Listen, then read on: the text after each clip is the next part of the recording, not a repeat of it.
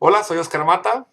Continuamos con la última parte de esta serie de la Declaración de Fe número 1 de la Iglesia de Dios.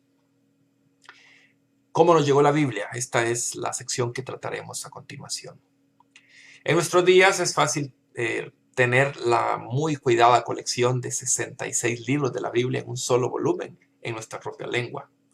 Sin embargo, la escritura, distribución, reconocimiento, colección y preservación de la escritura es un proceso que nos regresa alrededor de unos 3500 años a los tiempos de Moisés, extendiéndose hasta el cuarto siglo después de Cristo. Este proceso es conocido como canonización, que es la identificación de ciertos escritos como la única colección de autoridad, escritura dada por Dios, excluyéndola de otros escritos. Una discusión completa de este proceso requerirá un libro completo. Sin embargo, delineamos los conceptos básicos aquí. El Antiguo Testamento fue escrito entre el año 1500 a.C. y el 400 a.C. por al menos 30 diferentes individuos, mientras que el canon del Antiguo Testamento no fue cerrado sino hasta alrededor del año 250 después de Cristo.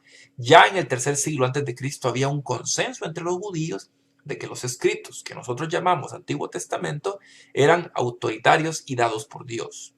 Estas escrituras estaban divididas en tres secciones: la Torá, que incluía de Génesis a Deuteronomio, los profetas y los escritos.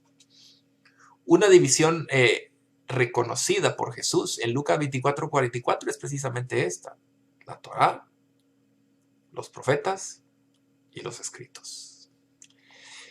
El Nuevo Testamento fue escrito entre el año 50 y 100 después de Cristo por al menos 7 diferentes individuos.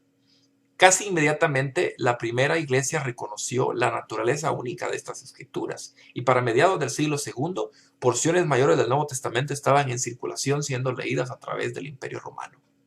Eventualmente, en respuesta a las enseñanzas heréticas y al rechazo de ciertos escritos del Nuevo Testamento por un número de herejes prominentes, los líderes de la iglesia empezaron a identificar oficialmente el canon de acuerdo a un riguroso criterio. Una lista de escritos ampliamente reconocidos como originalmente dados por Dios y autorizados para la fe y práctica cristiana fueron gradualmente recopilados y aprobados. Para el final del siglo IV después de Cristo, los líderes de la iglesia afirmaron como canónicos los 27 libros del Nuevo Testamento y los 39 libros del Antiguo Testamento que tenemos hoy en día.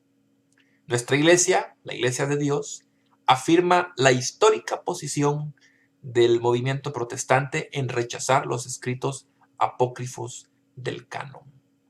Si usted se preguntaba por qué, por ejemplo, la Biblia que utiliza mayormente la Iglesia Católica, también la utiliza la Iglesia Luterana y otros grupos, por qué esta Biblia tiene más libros que la Biblia que utilizamos las iglesias comúnmente ya conocidas como evangélicas.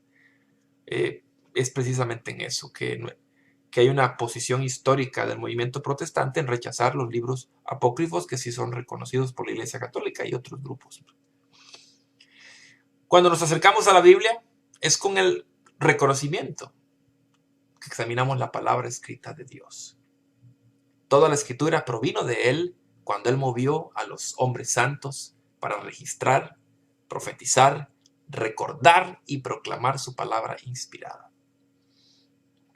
Mientras el Señor trabajó de acuerdo con autores humanos y a sus limitaciones de tiempo y culturas, está claro que la palabra de Dios excede estas limitaciones y que por lo tanto podemos confiar que las escrituras originalmente escritas son en efecto la palabra inspirada de Dios, autoritaria e infalible.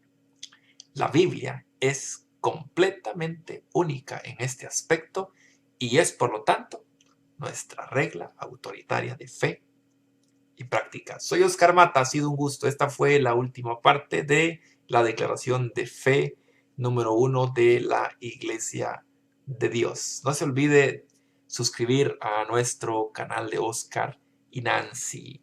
Ha sido un gusto estudiar con usted. Que la paz del Señor abunde en su vida.